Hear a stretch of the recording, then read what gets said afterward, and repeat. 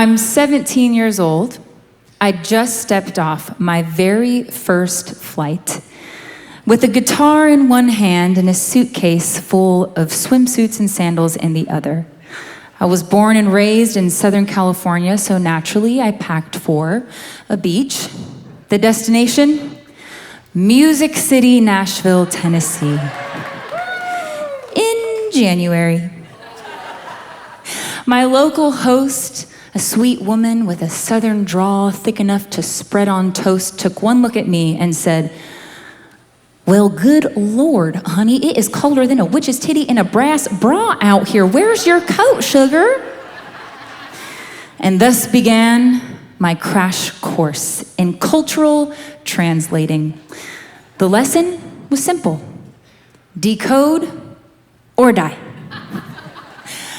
I spoke some Southern Californian slang, some Tex-Mex Spanish, but suddenly I was trying to survive in a world of competitive casserole Sundays and executive boardrooms and spiritual marketing and Southern belles who could bless your heart and wreck your self-esteem in the same breath. I was a long way from home, living with strangers, working with people twice my age, and yet I had a business. The product, my music. The vehicle, touring. The engine, people. Kind, confusing people whose words didn't always mean what I thought that they meant. So I want to share this decoding tool with you, and I think it could be useful not just for myself, but for everyone in this room. Let's see who can relate.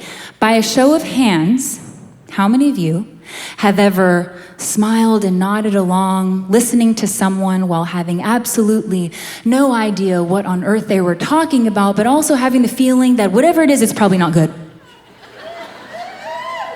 Thank you for your honesty. So, decode or die. Because when we can take the time to decode people with a heart of compassion, it's no longer judgment. It's clear intention. So the first question is this: am I decoding with kindness or criticism? Encoded language is absolutely everywhere. It's in the polite deflection or the professional euphemism. Because there's what people say, and then there's what they mean. Some of this might sound familiar to you, but we say, "I'm just really busy right now. I'm so sorry." We mean, "I don't have the emotional capacity to deal with this relationship." We say, It's not you, it's me." We mean, "It's you, it's definitely you." And in the music industry, we say, "You've got a unique look." We mean, "You don't look like the last person who sold well for us." So either we're all liars, or we just need a little bit more practice at becoming better communicators. And I can say with total confidence as I speak directly to you now that communicators do not always get it right. But listeners, you are 1,000 ears with an infinite ability to decode what this loca Latina living in the heart of the South is trying to tell you. And if you can give me just a little bit of grace, maybe we can form a meaningful and useful connection. But grace, yeah, easier said than done. Decoding takes maturity. And as my mentor, Valencia, who's 71, would put it, the confidence to give someone else the benefit of the doubt. I'll let you imagine just how gracious the 19-year-old version of MŌRIAH was when she received some disappointing news about her first album, and it was put to her like this. Meet Spiritual Sammy. MŌRIAH, the Spirit is moving us in a new direction. See, man makes his plans, but his steps are ordered. Now we're believing if we can be faithful with a little bit in this season, we will reap a mighty harvest in the next. Oh, okay, I think I got that one. All right. I give you quarter zip golf dad, exec. MŌRIAH, you got heart, real heart, kid. But you see, the sales didn't exactly line up with the ROI this year, so tell you what we're gonna do. We're gonna keep it real simple. Nice little EP, you know, nothing too ambitious. Thank you, sir, okay. And lastly, the bless your heart bell. Sweet baby angel, you gave it your absolute best. Now the hand of favor and Spotify will make a way if you keep showing up. We're just gonna keep it a little more bite-sized this time, all right, sugar? And scene, thank you guys, oh my goodness, wow. Y'all.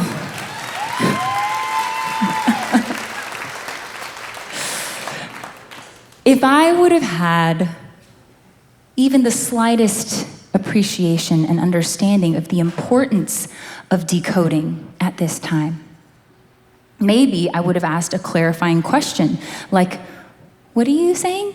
Or, can you say that again, but in a different way? But my fear of getting curious with people, particularly people in positions of authority, caused me to do something far more dangerous. Y'all, I wrote them off. Decode or kill your connections. So the next question we need to ask ourselves is this: am I decoding correctly? Because not only can we misinterpret words based on our personal dictionaries, but we can also misinterpret based on tone and our long-term processing. American scientists released this fascinating study that explained how women with higher voices are deemed as more attractive, and women with lower voices are seen as more demanding. So if I were to say to you in the front row, orange shirt, with my voice and my vocal cords vibrating at 165 hertz, you are tall, you might think, was that a challenge? Or, well, now I'm thinking of that middle school bully who made fun of me for my height. Thank you.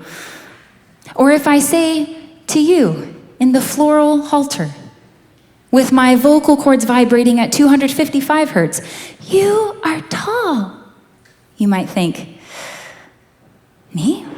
Well, MŌRIAH must be tiny because I wish I was a little bit taller. See, without the awareness that we can decode incorrectly, a neutral observation can turn into a lethal weapon. I wrote a song about how I speak to little MŌRIAH. And just to make sure that we have our low to high hertz range covered, I have asked my friends Maggie and Becca, whom you've already met, to come up and join me and sing with me on this song. Will you please thank them for lending their commanding and attractive voices to this beautiful song. Thank you, ladies. Thank you, thank you, thank you. Now, as you listen to this song, I invite you to pay special attention, not just to the words, but specifically to how each of our vocal timbre resonates uniquely with the little girl inside of you.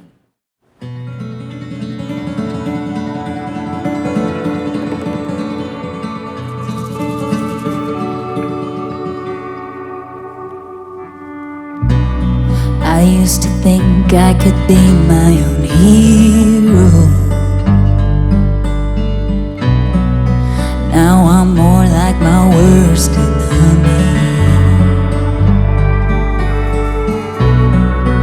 It's been than 100 days of running on zero. But I'm faster than a bullet when it comes to putting all the blame on me. Superwoman, why'd you have to come down? You used to fly all your hopes to the sky, now you're scared of the clouds. Superwoman, aren't you tired of the ground?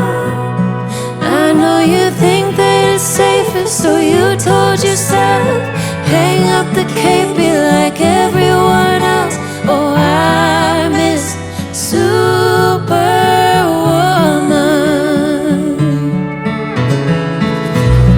I used to fight the boys with a paper sword. You couldn't tell that little girl not to dream. Now I find myself hiding behind every closed door, and I'm terrified of one of them opening wide for me. Superwoman, why'd you have to come down?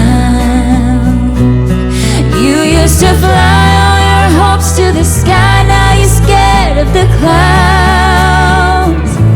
Superwoman, aren't you tired of the ground? I know you think that it's safer, so you told yourself, hang up the cape, be like everyone else. But I miss Superwoman.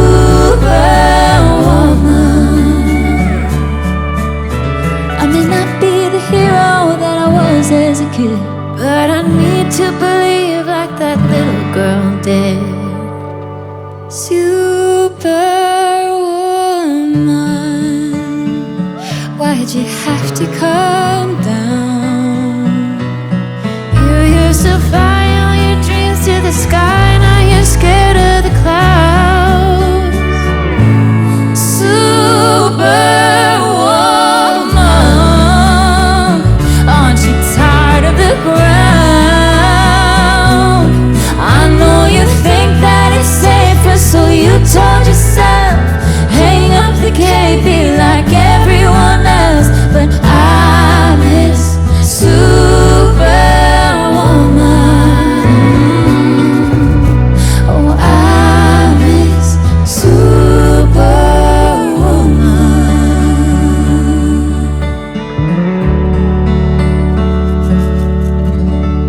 Maggie and Becca.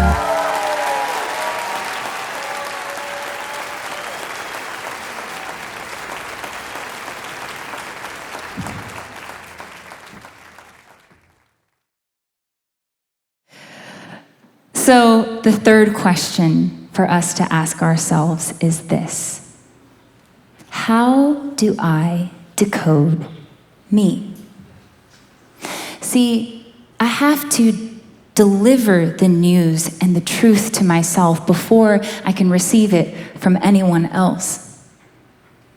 And decoding MŌRIAH is my personal act of defiance. It goes completely against my bent to interpret not what I feel, but what feels right for the room.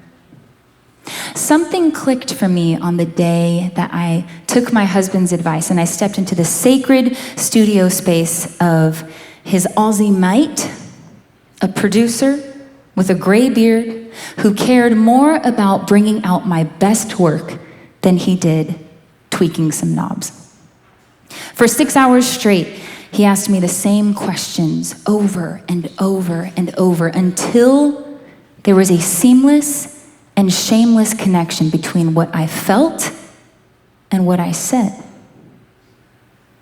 This was a painful process that felt more like carving a new neural pathway with a machete. And I I would get into a story about a relationship that left me in agony, and then I would distract myself by typing up some colorful metaphors or a hooky lyric. We toiled in the studio for days and weeks and months, and we didn't write a single song. No, we did something far more important. We decoded my heart. Now, in our final moments together, what I hope to do is hold the same safe and sacred space for you, to deliver the same tools, to ask the same questions, until we get to a place where we no longer come up with excuses for being let down or fed up. Friends, decode or die with our beautiful, tangled stories locked up in our casket. Can you imagine your ancestors now saying to you that the women in your family have been decoding for centuries? So can you. Their blood courses through your veins. This is something you can do in your relationships, in your work, in your spiritual life. When I close my eyes and I think of my ancestors, I hear an old, familiar rhythm. When I grab my grandmother's sombrero, a woman who spoke Spanish and decoded English, I imagine her cheering me on in my brave new worlds as I learn new dialects, always staying connected that my God-given birthright is my one original voice.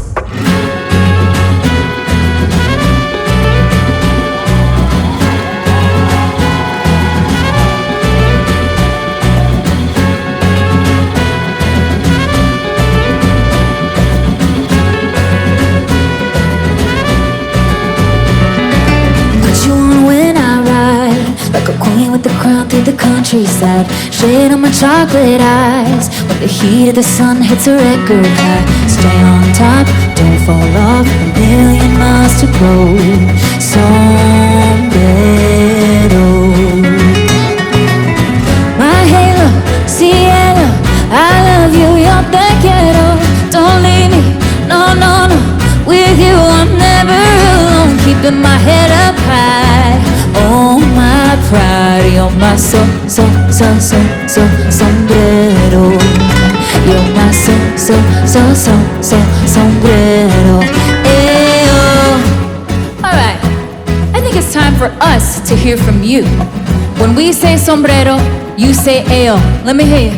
3, 4. Sombrero. Sombrero.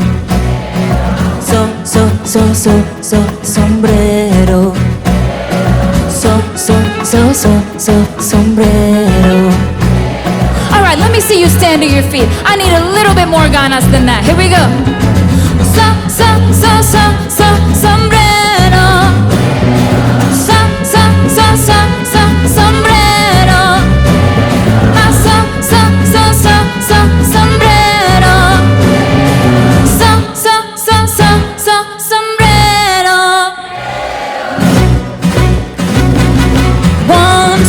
Buckle-emos, ain't no thing if I don't got you.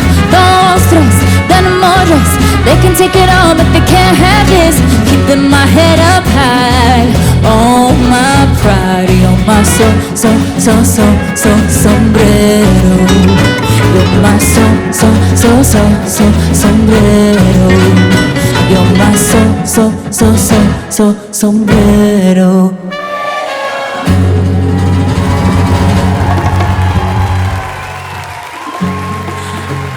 Decode or die. Ladies, may we live in a community that leads with clarity and curiosity, and most importantly, the space to interpret one another with absolute grace. Imagine what our world would look like if we all became fluent in that kind of listening. Gracias.